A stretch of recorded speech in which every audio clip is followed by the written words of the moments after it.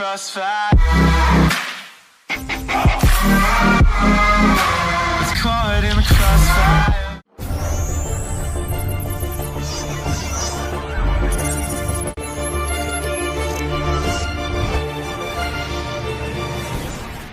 Assalamualaikum warahmatullahi wabarakatuh. Puji syukur kehadirat Allah Subhanahu wa taala yang pada kesempatan hari ini kita masih diberikan kesempatan kesehatan sehingga kita dapat beraktivitas rutin seperti biasanya. Salawat serta salam marilah kita sampaikan kepada junjungan alam Nabi kita Nabi Muhammad SAW. Baik Bapak Ibu masyarakat Kecamatan Batu Engau, pada kesempatan hari ini sengaja kami berkumpul di sini ya karena ada hal-hal yang ingin disampaikan terkait dengan yang berhubungan dengan kesehatan, di mana pada akhir-akhir ini ada sesuatu yang mengganggu aktivitas kita sehingga aktivitas kita menjadi tidak berjalan seperti biasanya, tetapi menggunakan protokol khusus. Nah, pada kesempatan ini juga telah hadir Bapak Indra AMBK yang nantinya akan menyampaikan segala sesuatu hal-hal yang berkaitan dengan COVID-19 atau masyarakat kita biasa menyebutnya dengan corona. Nah, nanti Pak Indra ini adalah gugus bagian surveillance di Puskesmas Kerang yang memonitor pergerakan COVID-19 atau corona yang ada di wilayah kerja Puskesmas Kerang. Mohon peran sertanya kepada masyarakat untuk menyimak apa yang disampaikan nanti oleh Bapak Indra. Nanti bila ada sesuatu yang disampaikan, kritik dan sarannya bisa disampaikan pada kesempatan yang lain. Baiklah,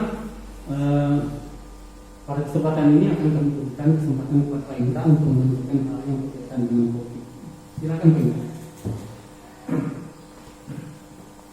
Terima kasih kepada Bapak Moderator, Pak Master AMBK, Pak Moderator di sini. Oke, di sini saya selaku surveillance dari petugas Puskesmas Kerang akan menyampaikan kondisi COVID-19 di wilayah Batu Engau atau di wilayah pekerjaan Puskesmas Kerang tanggal 25 bulan 7 2020.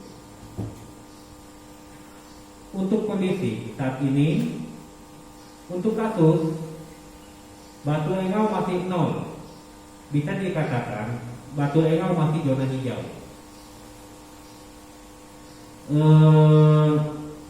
Untuk penyebaran dan penularan, kita kondisi saat ini kita mengalami resiko tinggi untuk penularan dan penyebaran virus COVID-19. Sedangkan jumlah kasus positif di wilayah lingkungan kerja Puskesmas Kerang atau di wilayah kerja Batu Engau masih terdapat 3 kasus positif terkonfirmasi swab. Dan juga kita pada saat ini sambil menunggu hasil swab yang sudah kita kirimkan sampel ke kabupaten, yaitu sebanyak 43 orang, dan dimana itu kita sambil menunggu hasilnya. Mudah-mudahan hari ini sudah dapat dibaca hasilnya. Dan selanjutnya di samping itu masih ada sampel-sampel yang akan kita kirim dari Kesmas, yaitu sebanyak 50 sampel yang akan diuji dan diambil sampelnya pada hari Senin tanggal 27 bulan Juli 2020. Ada sebanyak 50 sampel. Jadi saya himbaukan buat masyarakat, ini dari pesan kita bersama ini dari Puskesmas Kerang, agar selalu mematuhi protokol kesehatan dan peraturan pemerintah. Mari kita bersama-sama menghilangkan pikiran negatif kita. Jangan berburuk sangka bahwa ini aib, bukan. Ini adalah wabah. Wabah yang namanya wabah berarti tanggung jawab kita semua. Dan di sini saya juga mengatakan bahwa dari kesehatan bukanlah garda terdepan. Garda terdepan itu adalah Anda masyarakat. Masyarakat itu adalah garda terdepan. Yang dimana penemuan kasus utama itu pasti timbul di masyarakat, bukan dari kesehatan. Maka dari itu saya mengatakan bahwa garda terdepan itu adalah Anda masyarakat. Karena dari Anda untuk Anda, saya berperan di sini. Dan untuk selanjutnya, sementara dari penyelidikan epidemiologi yang dilakukan oleh Puskesmas Kerang, baru terdapat ya beberapa kasus kontak erat, yaitu masih di seputaran wilayah instansi terkait. Dan saya mohon agar masyarakat memiliki kesadarannya masing-masing untuk melaporkan atau minta kesadarannya untuk berpartisipasi untuk membantu untuk pencegahan COVID-19 atau virus corona di masyarakat. Dan saya mohon apabila ada kontak dengan tiga kasus positif yang terkonfirmasi di Batu Engau, harap segera melapor ke Puskesmas Kerang. Nanti ada di kolom dibuatkan ya, ada kontak personnya. Oke, sementara untuk menyampaikan kondisi COVID Batu Engau pada saat ini ya mungkin segitu aja. Mungkin kalau ada masyarakat atau teman-teman atau siapa kalangan yang ingin bertanya, silahkan bertanya di kolom komentar. Nanti akan saya jawab di pertemuan kita selanjutnya. Oke, terima kasih, itu saja. Saya kembalikan ke moderator. Menanggapi apa yang disampaikan oleh Bapak Indra tadi, bahwa untuk kita wilayah kerja Puskesmas Kerang, yaitu khususnya Kecamatan Batu Engau, terkonfirmasi 3 kasus positif. Itu didasarkan atas kependudukan atau bukan itu Pak ya? Atau mungkin beliau hanya sebagai tenaga ahli di Batu Engau, kemudian tetapi domisilinya bukan di wilayah Batu Engau begitu. Bagaimana Pak?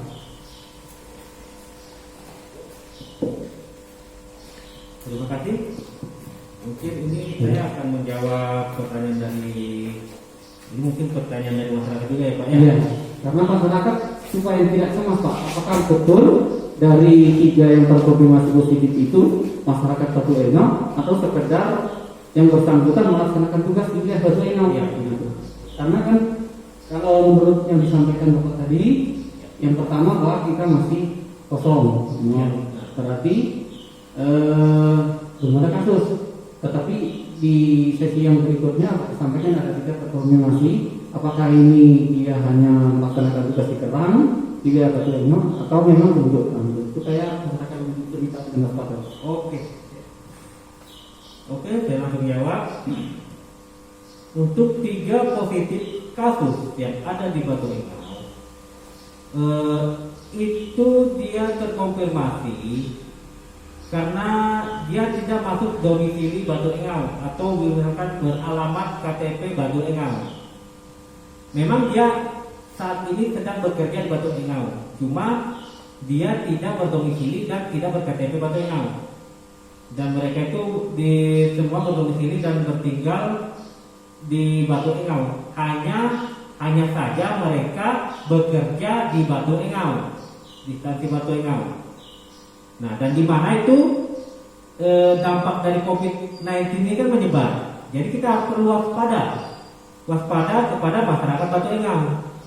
Yang dimana ada kontak erat dengan beliau harus kita periksakan, karena kita untuk menjaga adanya timbul ada kasus baru nanti, yaitu masyarakat Batu Engau sendiri. Jadi saya himbaukan lagi buat masyarakat ya, kita sama-sama saling menjaga dan ikut patuhi semua peraturan dari pemerintah agar zona yang kita miliki sekarang masih tetap bertahan sampai kapanpun. Seperti itu, Pak. Baik, terima kasih. Berarti yang tadi perlu masyarakat ketahui, supaya lebih yang lagi masyarakat Puskesmas wilayah seperti Maskerang atau Kecamatan Batu Engau, bahwasanya yang disampaikan oleh Bapak Indra tadi adalah yang terkonfirmasi 3 orang adalah bukan kependudukan masyarakat Batu Engau. Yang terkonfirmasi adalah orang dari luar yang melakukan aktivitas atau bertugas di wilayah kerja Batu Engau. Tapi apapun itu, karena dia adalah menjalankan tugas kewajiban sebagai abdi negara, otomatis dia sudah melakukan kontak terhadap masyarakat di sekitar Batu Engau. Kenapa ini kami sampaikan? Supaya masyarakat lebih tahu, lebih waspada dan berhati-hati. Jadi siapapun yang pernah konfirmasi terkontak dengan yang bersangkutan, ya mohon kerjasamanya nanti melakukan isolasi atau dan sebagainya. Jadi untuk selanjutnya Pak Indra, tadi sudah disampaikan bahwa kita zonanya masih hijau ya kan. Kira-kira langkah-langkah yang lebih sederhana untuk masyarakat dalam menangani COVID ini, karena disampaikan oleh Pak Indra tadi bahwasanya sesungguhnya garda terdepan itu adalah masyarakat kita sendiri sebenarnya. Nah, sementara kita itu sebenarnya garda terakhir setelah dari masyarakat sendiri tidak mampu menangisnya, akhirnya kita lah yang menanganinya. Jadi untuk yang paling sederhana saja dalam kehidupan sehari-hari, apa yang dia harus dilakukan oleh masyarakat itu dalam melakukan aktivitas sehari-hari, misalnya apa yang bekerja sebagai dagang, sebagai terutama sepertinya pedagang lah yang paling aneh ya, banyak kontak ya. Mungkin kalau yang ke ladang itu kan agak jarang, mungkin kan tidak terlalu dekat. Itu aja Pak Indra. Jadi yang paling sederhana dan bisa dilakukan di masyarakat. Oke, baiklah. Jadi begini, buat kepada masyarakat yang saya katakan sebagai garda terdepan untuk penanganan dan pencegahan COVID-19, hal yang sederhana adalah ada di lingkungan kita masuk sendiri. Hal yang perlu kita waspadai adalah anak muda. Yang pertama, wajib memakai masker. Mau kemanapun, kecuali ya ke kamar mandi. Nah, itu yang tidak. Mau keluar kemanapun atau sebentar apapun yang bersifatnya keluar rumah, masker selalu dibawa dan wajib dipakai. Seperti itu.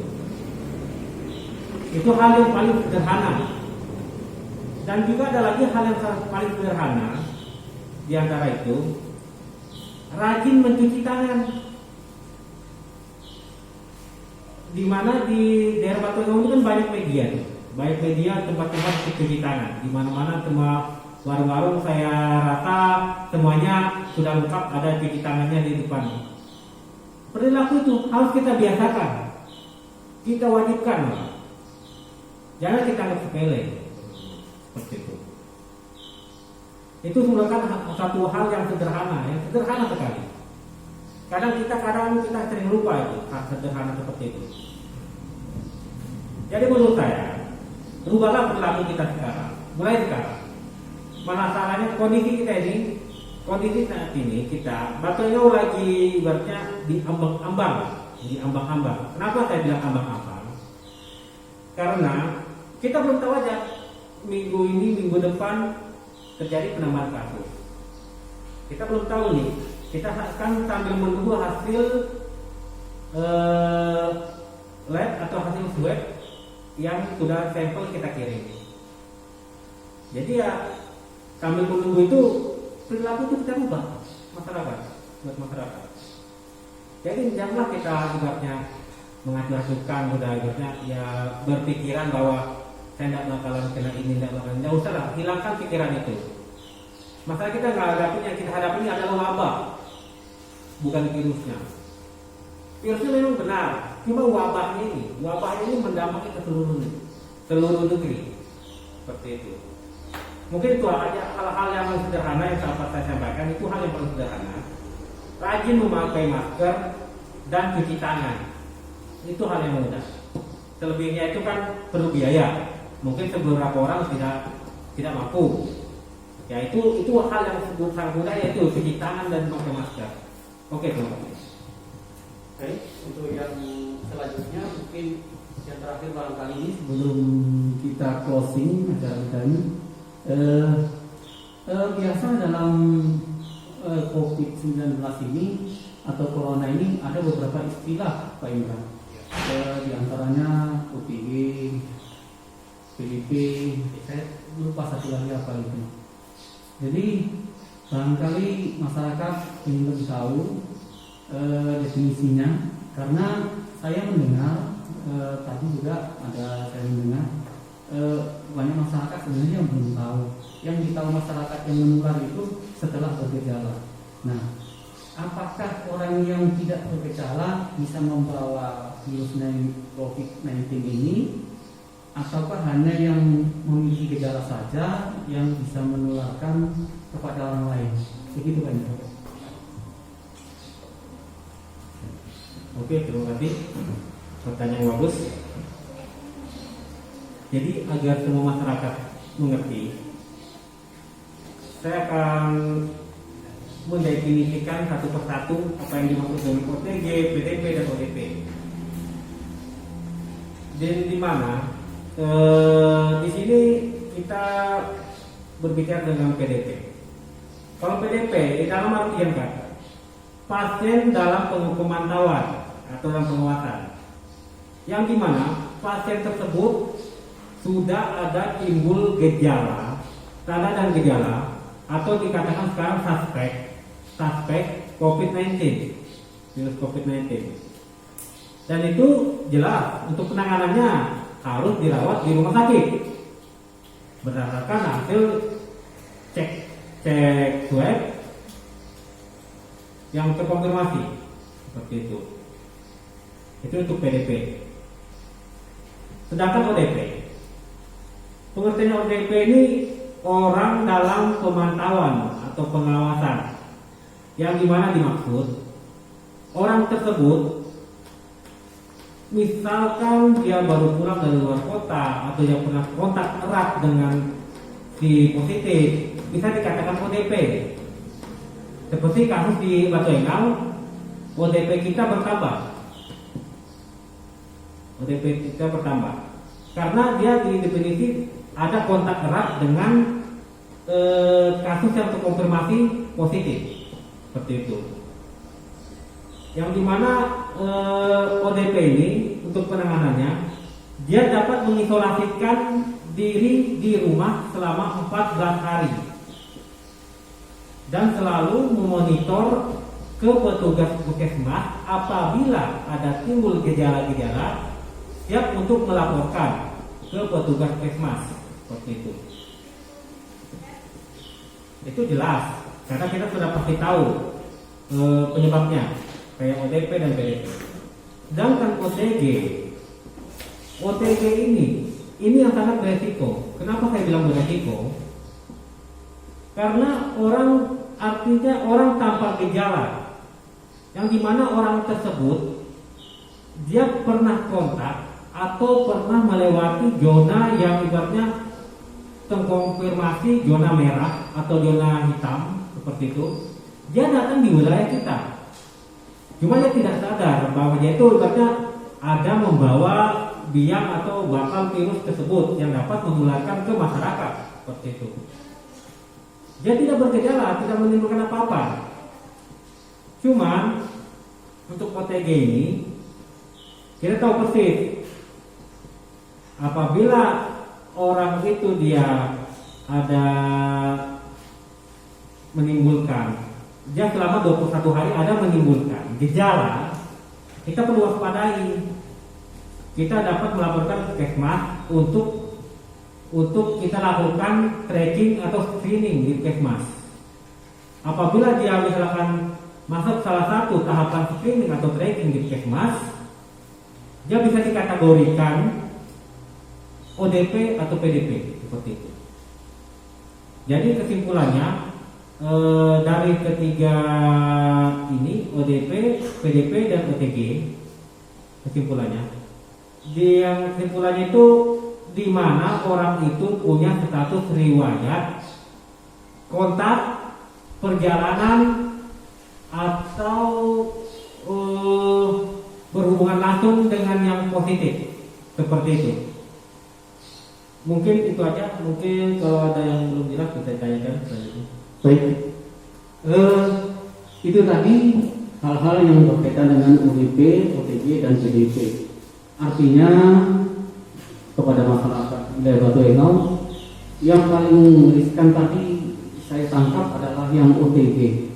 Jadi kesimpulannya saya dapat simpulkan diantaranya bahwasanya OTG ini orangnya tidak harus sakit. Yang pertama. Jadi bukan berarti orang sehat itu tidak membawa virus yang terlihat sehat. Nah, karena tingkat kekebalan di antara individu satu dengan individu lain itu berbeda, mungkin terkena OTG yang A, dia tidak menimbulkan apa-apa karena imunitasnya kuat. Tetapi dia tidak juga tidak menimbulkan sakit, tetapi dia membawa dan bisa menularkan kepada orang yang lain. Sementara orang lain tingkat imunitasnya tidak sama dengan yang A tadi. Jadi bisa menimbulkan sakit kepada yang lain.